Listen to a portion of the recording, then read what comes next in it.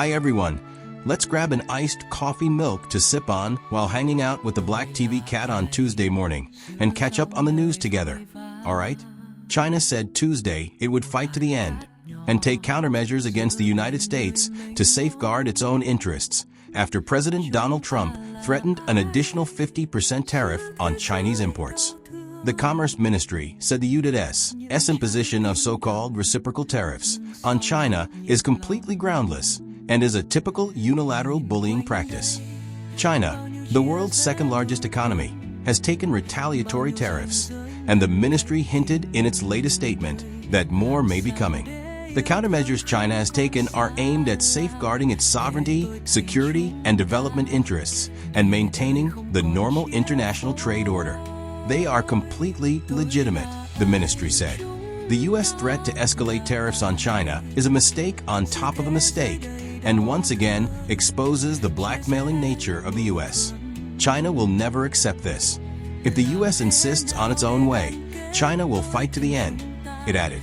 Trump's threat Monday of additional tariffs on China raised fresh concerns that his drive to rebalance the global economy could intensify a financially destructive trade war. Stock markets from Tokyo to New York have become more unstable as the tariff war worsens. Trump's threat came after China said it would retaliate against U.S. tariffs, he announced last week.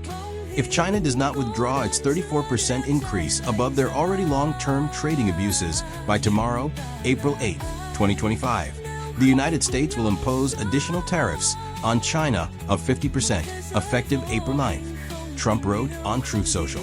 Additionally, all talks with China concerning their requested meetings with us will be terminated.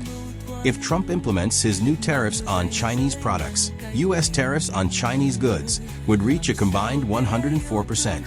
The new taxes would be on top of the 20% tariffs announced as punishment for fentanyl trafficking and a separate 34% tariffs announced last week. Not only could that increase prices for American consumers, it could also give China an incentive to flood other countries with cheaper goods and seek deeper relationships with other trading partners, particularly the European Union. On the streets of Beijing, people said they found it hard to keep track of all the announcements, but expressed belief in their country's ability to weather the storm. Trump says one thing today and another tomorrow. Anyway, he just wants benefits, so he can say whatever he wants, said Wu Qi, 37, who works in construction. I'm not really worried, Wu said. Our country is not afraid. Of course, I think the goal should be to minimize harm to ordinary people. China still has a range of options to strike back at the Washington, experts said, including suspending cooperation on combating fentanyl, placing higher quotas on agricultural products, and going after the U.S. trade and services in China, such as finance and law firms. U.S. total goods trade with China were an estimated $582 billion in 2024, making it the top trader in goods with the U.S. The 2024 deficit with China in goods and services trade was between $263 billion and $295 billion. In Hong Kong, where stocks were slightly higher Tuesday, Chief Executive John Lee blasted the latest U.S. tariffs as bullying, saying the ruthless behavior has damaged global and multilateral trade and brought great risks and uncertainties to the world. Lee said the city would link its economy closer to China's development, sign more free trade agreements, attract more foreign companies and capital to Hong Kong, and support local enterprises in coping with the impact of the tariffs.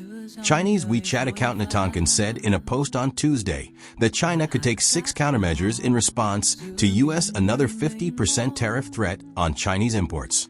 In addition to restrictions on U.S. agricultural imports and Hollywood films, other 4 measures also include ban on U.S. poultry imports, suspension of China-U.S. cooperation on fentanyl, countermeasures in the field of trade and services, as well as investigation on the benefits U.S. companies have gained from intellectual property in China.